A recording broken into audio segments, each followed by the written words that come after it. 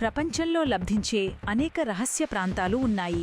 కానీ అందులో ఒకటి కేవలం కొద్దివారికే కనిపించే శాంతి మరియు మాయాజాలం నిండిన శాంబలా. ఈ కథలో మనం ఒక యువకుడి యాత్రను చూసుకోబోతున్నాం. అతను శాంబలా రహస్యాన్ని కనుగొనబోతాడు. అర్జున్, ఎల్లప్పుడూ నేను ఈ ప్రపంచంలోని అత్యంత రహస్యమైన ప్రదేశాన్ని కనుగొనాలనుకుంటున్నాను. అది నిజమైన జ్ఞానం మరియు శాంతి ఎక్కడ లభిస్తుంది చూడాలి. అర్జున్ తన మనసులోని ధైర్యంతో శాంబలా వెతకటానికి పర్వతయాత్ర ప్రారంభించాడు.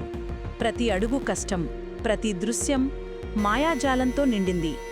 అర్జున్, ఇక్కడ ఏముంది? నాకు ఈ మార్గం నిజంగా శాంతి మరియు జ్ఞానానికి తీసుకువెళ్తుందా? అర్జున్ కొన్ని ప్రమాదాలను ఎదుర్కొన్నాడు. ఘనమైన నదులు, మంచుదొరల పర్వతాలు. కాని అతను వెనక్కు వెళ్లలేదు.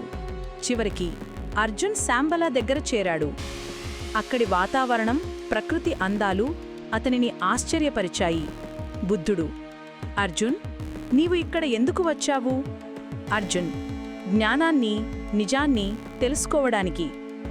బుద్ధుడు, జ్ఞానం ఎక్కడా దూరంలో లేదు, అది నీ మనసులోనే ఉంది. కాని ఈ ప్రదేశం నీ మనసును పరిశీలించి శుద్ధి చేస్తుంది. శాంబలాలోని ప్రతి ప్రదేశం రహస్యాలతో నిండింది. కొద్దిమంది మాత్రమే దీన్ని గమనిస్తారు. అర్జున్ అక్కడ కొన్ని మాయాజాల వస్తువులను, అద్భుతమైన శక్తులను మరియు రహస్య గ్రంథాలను చూశాడు. బుద్ధుడు, నిజమైన శక్తి కోసం అన్వేషణ మాత్రమే కాదు, ఆ అన్వేషణలో మనం మనలోని ధైర్యాన్ని, నిజమైన మనసును కనుగొంటాం. అర్జున్ ఆ అనుభవాల ద్వారా తన లోపలిని శక్తిని, ధైర్యాన్ని మరియు శాంతిని తెలుసుకున్నాడు. శాంబలాలోని బుద్ధుడు అర్జునుకు జీవితంలోని నిజమైన మాయాజాలాన్ని వివరిస్తాడు. అర్జున్ తన గ్రామానికి తిరిగి వచ్చాడు. కాని ఇప్పుడు అతను మారిపోయాడు. ధైర్యవంతుడు, జ్ఞానవంతుడు, శాంతితో నిండిన వ్యక్తిగా. అర్జున్, శాంబలా నాకు చెప్పింది, నిజమైన శక్తి, జ్ఞానం, శాంతి మనలోనే ఉంది. కేవలం మనసును పరిశీలించడం అవసరం.